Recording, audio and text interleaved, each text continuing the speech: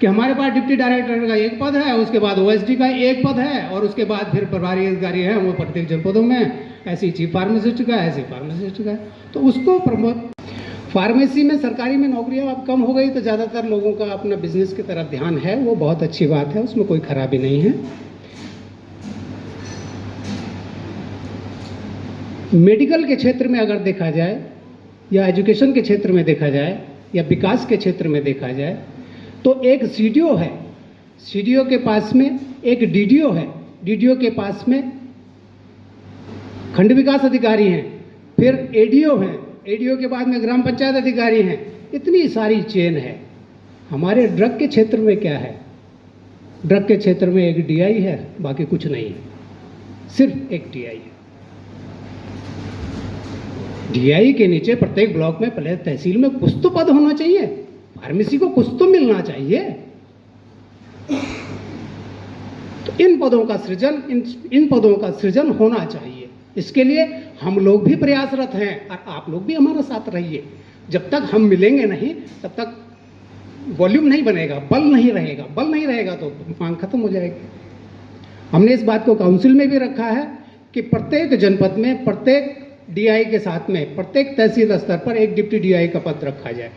ऐसे ही हमारे मेडिकल में मुख्य चिकित्सा अधिकारी हैं, उनके नीचे अपर मुख्य चिकित्सा अधिकारी हैं, उनके नीचे विभिन्न ब्लॉकों के इंचार्ज हैं, फिर उनके एडिशनल के इंचार्ज हैं, फिर हम लोग पैरामेडिकल के लोग आते हैं, सब लोग, सारा पिरामिड ठीक। यानी हमारा ड्रग जिसके बदौलत चिकित्सा विभाग सेवा कर पाता है, उसी का पिरामिड खराब है।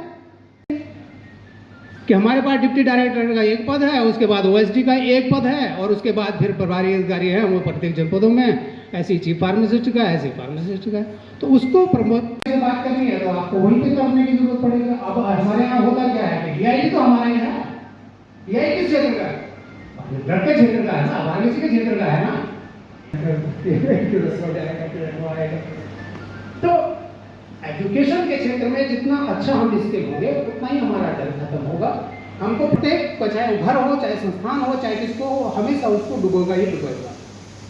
इसलिए अपना संवादों का होना बहुत जरूरी है। इसीलिए अक्सर मेरे पास कल आए थे, मेरी आशाओं के अनुरूप उससे कहीं बढ़ करके आप लोगों ने इस कार्यक्रम को यहाँ सजाया है। मैं आरोग्यम हॉस्पिटल की पूरी टीम की ओर से आपको साधुवाद प्रेषित करता हूँ। ये दो चीज़ें बहुत महत्वपूर्ण होती हैं। तो शायद अगले 5-7 मिनट में मैं आपके हृदय की इस भावना को शायद छू सकूंगा कि क्या आवश्यकता है हमारे देश को। हम किसी भी फील्ड में हैं, हम टीचर हैं, हम डॉक्टर हैं, हम इंजीनियर हैं, हम फार्मासिस्ट हैं, या हम किसी कंपनी के सीईओ हैं, या हम किसी प्रशासनिक पद पर हैं, या हम किसी राजनीतिक पद पर हैं। इस बात से कोई फर्क नहीं पड़ता। ईश्वर की असीम अनुकंपा है कि उसने हमें मानव जीवन दिया है। एक छोटी सी कहानी, जिस विषय का मैं स्टूडेंट हूँ, उससे आपके विषय को जोड़ने का प्रयास करूँगा। आप सभी लोग उस फील्ड के महारथी हैं, ज्ञाता हैं, और आप सभी लोग उस फील्ड का बहुत अच्छा ज्ञान रखते हैं। लेकिन शायद एक इशारा मैं आपकी ओर करना चाहूँगा कि एज ए फार्मासिस्ट, या एज ए फार्मास्यूटिकल इंजीनियर, या एज ए फार्मास्यूटिकल एंटरप्रेन्योर हमारी क्या जिम्मेदारी हो सकती है। 1965 में एक कंपनी थी जिसका नाम था फाइजर। उसकी एक दवाई आई थी थैलिडोमाइड। केमिस्ट्री की लैंग्वेज में अगर कहें, थैलिडोमाइड के 2 फॉर्म होते हैं, एक डेक्स्ट्रो, एक लीवो। इसकी जो डेक्स्ट्रो फॉर्म है, आप शायद समझ पा रहे होंगे कि 2 तरह के कंपाउंड्स होते हैं, ऑर्गेनिक कंपाउंड। एक डेक्स्ट्रो रोटेटरी जो प्लेन पोलराइज लाइट को राइट में घुमा देता है, एक लेफ्ट में घुमा देता है। अगर 11th-12th की केमिस्ट्री अगर आप रिकॉल कर पा रहे हो तो शायद कनेक्ट कर पाएंगे। इसको और सरल भाषा में कहें तो ईश्वर के 2 हाथ हैं। उसने प्रत्येक केमिकल यौगिक को अपने दोनों हाथों से बनाया है। कुछ यौगिक को राइट हैंड से बनाया तो राइट हैंडेड हो गए, कुछ को लेफ्ट से बनाया, लेफ्ट हैंडेड हो गए। हमारे शरीर की जो कोशिकाएं हैं उनकी परसेप्शन पावर, यानी ग्रहण करने की जो पावर है, वो इतनी शक्तिशाली है कि वो उस रूप को पहचान लेती है कि ये कंपाउंड डेक्स्ट्रो है या लीवो है। तो थैलिडोमाइड की जो डेक्स्ट्रो फॉर्म है वो बहुत अच्छी मेडिसिन है प्रेग्नेंट लेडीज़ के लिए। उससे क्या होता है, लेबर पेन कम हो जाता है और बच्चे का जो जन्म है, डिलीवरी प्रोसेस है, वो थोड़ा सा आसान हो जाता है। दवाई बहुत पॉपुलर हुई वहाँ का जो क्वालिटी कंट्रोल मैनेजर था, महीनों से दवाइयाँ बन रही थी, तो उन्हें पता था कि हर दिन लौट जाता है, कोई समस्या नहीं है।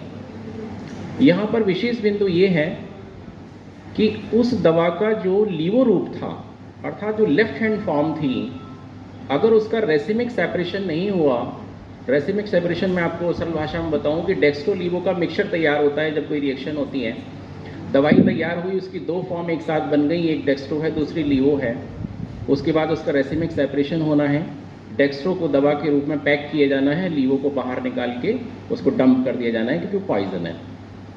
तो जो लीवो फॉर्म है वो 10 टाइम्स मोर पावरफुल पॉइजन होता था, और अगर वो गर्भवती माता के शरीर में पहुंच जाए तो वो क्या करता था, लिम्ब की मसल्स और हमारे हैंड की मसल्स को डिसॉल्व करता था। यानी हाथ का ये हिस्सा यहाँ जुड़ जाएगा, हाथ का ये हिस्सा यहाँ जुड़ जाएगा और पैर का बीच का पूरा हिस्सा खत्म, पंजे कमर से जुड़ जाएंगे।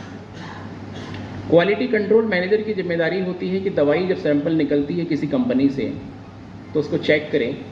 दो चीज़ें उसको चेक करनी होती हैं, उसकी क्वालिटेटिव एनालिसिस अर्थात उसका गुणात्मक विश्लेषण और उसका मात्रात्मक विश्लेषण अर्थात क्वांटिटेटिव एनालिसिस, कि जो दवा पैकेट में जा रही है वो दवा वही है जो उस पर लिखी गई है या नहीं, और उस दवा की मात्रा उतनी ही है जितनी उस पर इंडिकेशन में दी गई।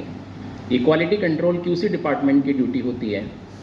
उस दिन क्या हुआ कि हो सकता है लेजी मोड में वो रहा और उसने सोचा कि अरे यार रोज दवाई बन रही है तो सही जा रही होगी, बिना चेक किए, बिना एनालिसिस किए, बिना वॉल्यूमेट्रिक एनालिसिस किए उस पर क्वालिटी कंट्रोल की मोहर लग गई और उस दवा में किसी मैकेनिकल कारण से डेक्स्ट्रो फॉर्म के साथ में लीवो भी चला गया।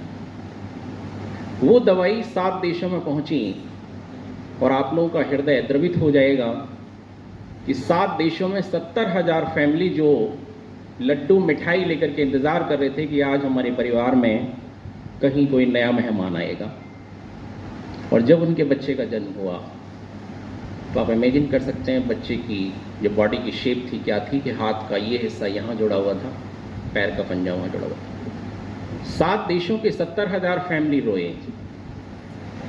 अब मिस्टेक पे गौर कीजिए कहाँ रही। वो मिस्टेक एक केमिस्ट्री पर्सन की रही है, मैं भी केमिस्ट्री का स्टूडेंट हूँ, और केमिस्ट्री के जो एक्सपर्ट्स होते हैं वही क्वालिटी कंट्रोल मैनेजर होते हैं या फिर वहाँ पे केमिकल इंजीनियर होते हैं, फार्मास्यूटिकल इंजीनियर्स होते हैं। तो साथियों, मेरा कहने का उद्देश्य ये है कि प्रत्येक विषय इतना गहरा होता है कि यदि हम उसके ज्ञान में जाएं, उसकी गहराई में जाएं तो उसकी सार्थकता का हमें पता लगता है।